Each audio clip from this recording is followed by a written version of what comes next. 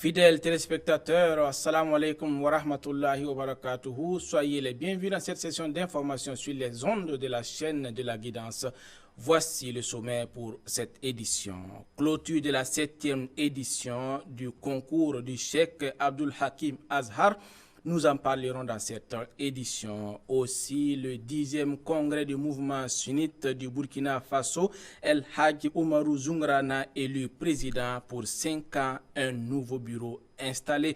Également dans cette édition, nous parlerons de la conférence de presse à Ouagadougou du Cheikh Ismaïl Dera, dans laquelle conférence il annonce son prêche pour le 26 avril prochain. Voici là le déroulé du sommet. Dans quelques instants, le développement.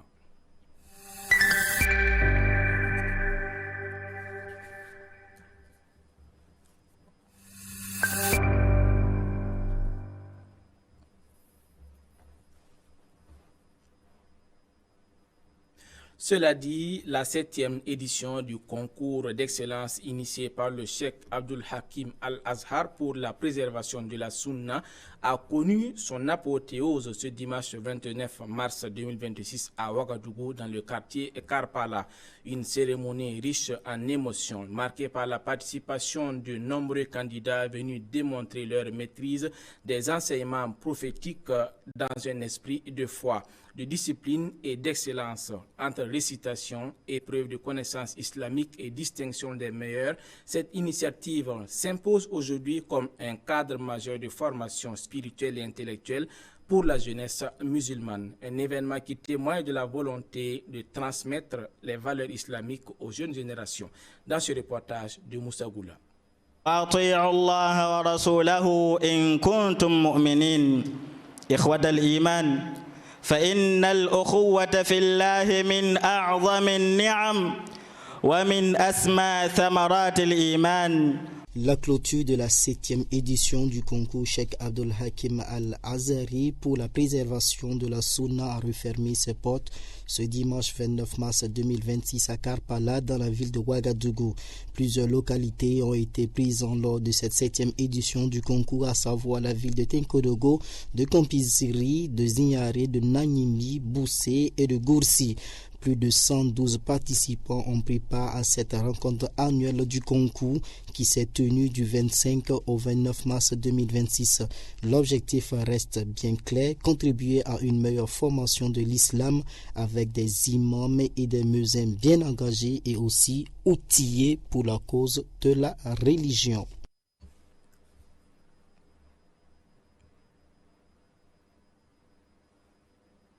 La capitale burkinabé Ouagadougou a vibré ce dimanche 26 mars 2026 la cérémonie de clôture de la 10e édition du congrès du mouvement sunnite du Burkina Faso, marquant une étape importante de la vie de cette association. Au terme des travaux, El Hadji Oumarou Zoungrana a été élu à la tête du mouvement pour un mandat de 5 ans. Cette désignation s'inscrit dans une dynamique de renouvellement et de consolidation des instances dirigeantes avec la mise en place d'un nouveau bureau chargé de conduire les orientations stratégiques appelées au cours de ce congrès ayant été adoptées.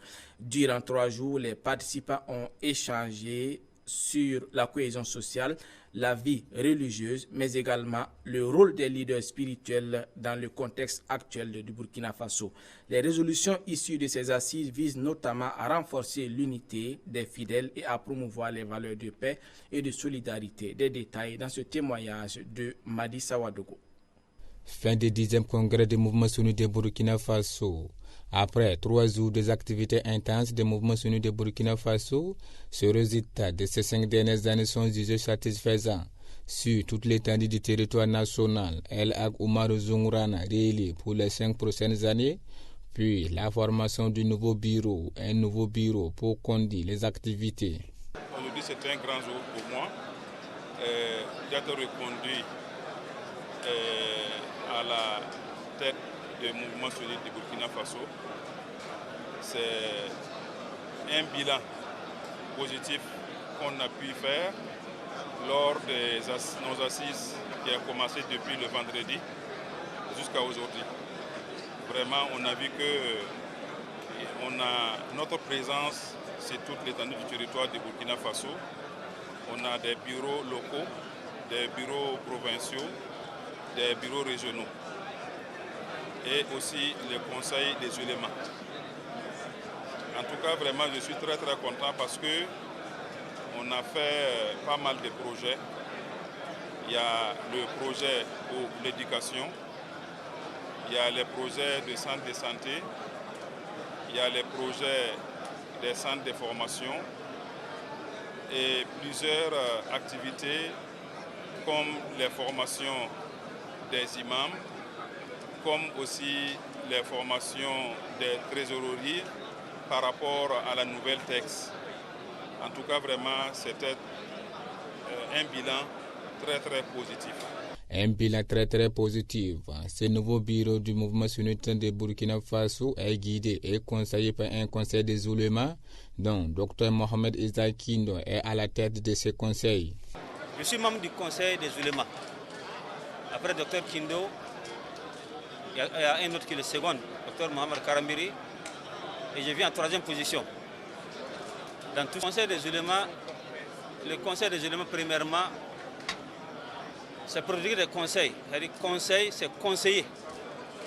D'abord, le bureau national, dans ses activités, comme contrôleur général, pour que ces activités s'adaptent aux principes de la religion. C'est très important.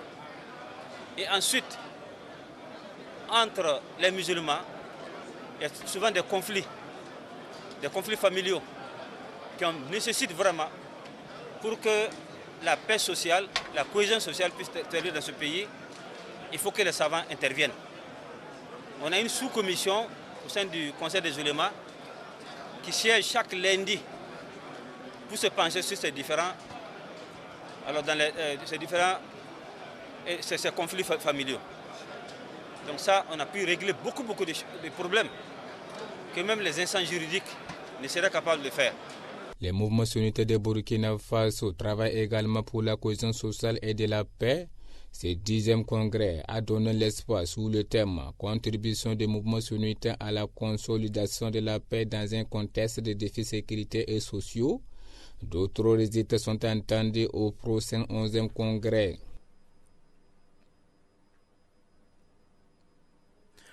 La conférence de presse annonçant la tenue du prêche du Cheikh Ismaïl Dera ce 26 mars 2026 à Ouagadougou en présence de plusieurs fidèles acteurs des médias et des organisations de l'événement.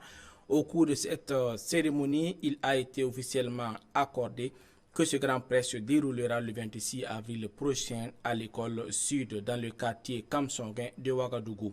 Les initiateurs ont saisi l'occasion pour présenter les objectifs de cette activité religieuse destinée principalement aux femmes et axée sur le renforcement des valeurs spirituelles et morales. Ali Kemtori. Prochain à Ouagadougou, une conférence qui se tient tous les 4 mois aura lieu désormais à Kamsonguin au sein de l'école sud.